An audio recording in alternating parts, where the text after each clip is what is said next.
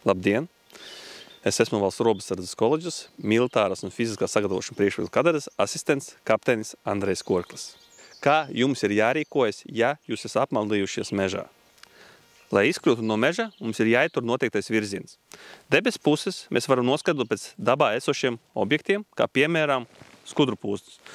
Skudrupūža lēdzinākā puse atrodas vienmēr dienvidu pusē. Asākais stūrīts atrodas ziemeļu pusē. Vēl viens no dabā esošiem objektiem, ko mēs varam pievērst uzmanību un noteikt debes pusi, tie ir koki. Koku ziemeļu puse vienmēr būs vairāk apsūnojusies nekā dienvidu pusē. To mēs varam redzēt uz dotā koka. Vēl viens dabā esošs objekts, pēc kā mēs varam noskaidrot debes puses, tie ir koku zari.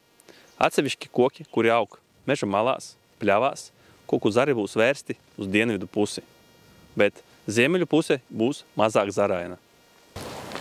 Ja tomēr mums ir nepieciešams izbraukt sev nepazīstamo meža masīvu, labi būtu, ka mobilais telefons mums būtu uzlādēts, ar kuru mēs varam izsaukt palīdzību un noteikt savu atrašanās vietu.